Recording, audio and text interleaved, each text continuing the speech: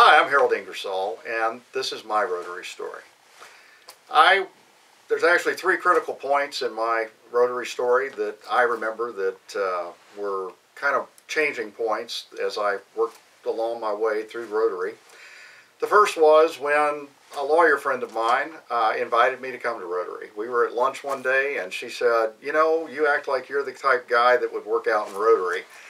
And interestingly enough, I came the next day, and she didn't show up, and that was the last I ever saw of her.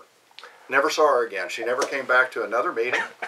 But I noticed when I got there that there were a lot of people that I knew, and it seemed like a great place to be. So I hung out there for 3 or 4 years, and then I started realizing I was getting burned out, and I was thinking I was going to move on to something else because there wasn't much going on. And I got lucky enough to sit next to a young woman who was a relatively new member. And we got to talking, and she was like, "What do you get out of this?" And I told her, "You know, I'm probably going to quit. This is going to be my last meeting." And she looked at me and she said, "So what have you done here?"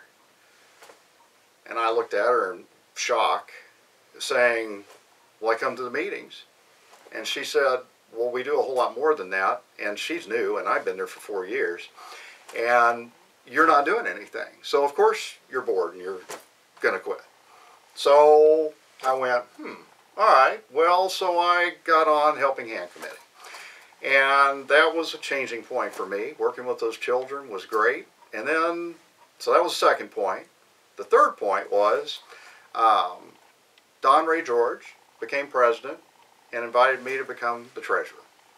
And I was terrified of taking that job, but as soon as I got it, I learned everything that Rotary does, because I had to build the budget for the good works and for the operations. And that is where I learned everything we do, and that is my Rotary story.